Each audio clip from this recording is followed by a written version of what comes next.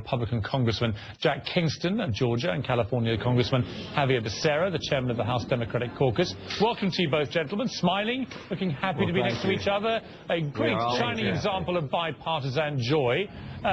What has taken you guys so long, collectively as two parties, to bang their heads together and get some sense here?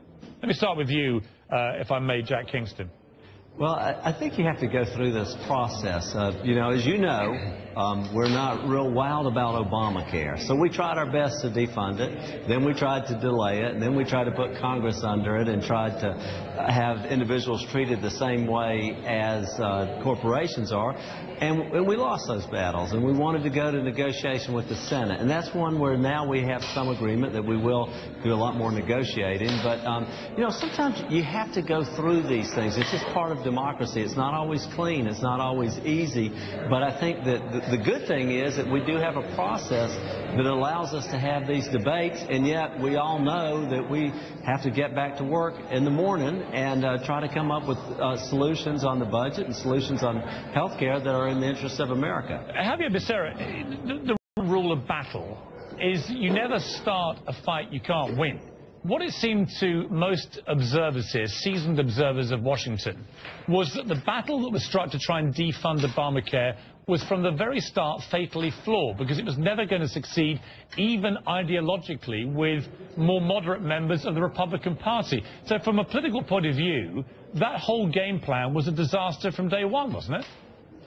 Well, I think, out of respect to my Republican colleagues, I would just say that they got disconnected from the American people in this one. And I agree with Jack that democracies are sometimes messy, they're sometimes slow, and I hope what I hear Jack saying is that we won't go through this again, because in 3 months we're actually going to have to re-up the budget again, and so we should be prepared to try to do this on a bipartisan basis.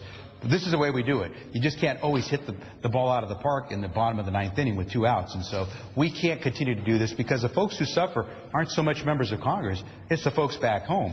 There are a lot of Americans who were put out of work for over 2 weeks. There are a lot of Americans who were very anxious about whether they'd be able to pay their mortgage tomorrow. And so hopefully what this teaches all of us is that we can work together, and we can do it without forcing the American people to suffer the consequences of what happens here in Congress. Now we're hearing that the House now has the bill that's come down from the Senate. So, Jack Kingston, how will you be voting on this? I am going to vote no on it, and I'll tell you why. In the 17 previous shutdowns and in the 5 previous debt ceiling summits, there was always something that corrected the spending, reduced the spending in Washington, and this agreement is absence of that. Now, we do hope that during this conference committee, which was long overdue, I want to say that from the beginning, we should have had the budget conferees working on this in April with the Senate, but looming over them is the sequestration, which many members of Congress are worried about the sequestration. We have concerns because it cuts out the fat and the muscle blindly. And we believe just to clarify, Congressman, so unless I've got this wrong, you're going to vote no. If everybody on the Republican side voted no like you, then America would basically go into default on its debt. I mean, are you prepared personally to carry that burden?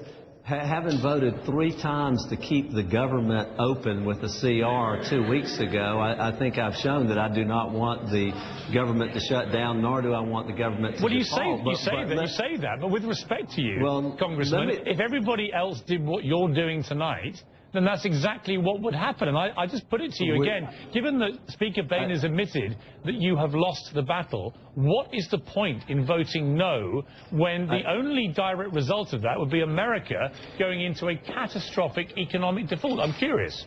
Well, here's what you have. You have a national debt that's 16%. That at $16 trillion is 100% of the GDP. For every dollar we spend, 42 cents is borrowed. We can't escape from that. And this is just a skirmish compared to what lies ahead if China or some of our other lenders say you got to restructure your debt, but and you lose control over it. Congressman, with respect, again, Chinese people who are watching this, businessmen and politicians, they want people like you to vote no tonight. They'd love the House to throw this out, to cause total economic meltdown in America so that China emerges ever more dominant economically. So again, I say to you, I don't understand why you would be prepared to risk all that over something that your own speaker's already said has been a failure. I don't get it. Well, I think that there is maybe a debate that we have not really had about what actually happens at the stroke of midnight tonight. As you remember, this was the Secretary of Treasury who said, we're going to go into default, we're going to reach the debt ceiling in April. No, I mean May. No, I mean July. Well, maybe August. And now suddenly it's the 17th of October. I believe that is a soft deadline. But I also say the bigger peril out there is going broke in the first place. And we're doing nothing in this agreement to change our course of runaway spending. And that's what I have a grave concern about. Okay, I think that final word to Xavier Becerra, just quickly, if you don't mind. Piers, first, if we were to put ourselves in the shoes of the American people, we wouldn't go through this exercise of waiting till the last moment to do this. American folks, American families, when they go through this stuff, they have to make the tough decisions. This is crazy. This is not the way you run the smallest business on Main Street. It should be the way that we run the largest economy in the world. This budget, this short-term budget, I don't like it because it's actually the Republican numbers on the budget, which cooks in the sequester, which we've been told by the Congressional Budget Office that is going to cost us some 800,000 jobs. So this slows down our economic growth. But you have to come to some common ground, and you have to come up with some solutions. And so a lot of us as Democrats, while we don't like this because we're going down to the Republican number on the budget temporarily, it's a way to keep us moving forward with the budget and without defaulting on our payment of our Congressman, bills. thank you both for joining me. I appreciate it very much. We'll bring you the vote when it happens. It's gone down to the House from the Senate. How soon will government reopen? And now what for the Republican Party? That's all next.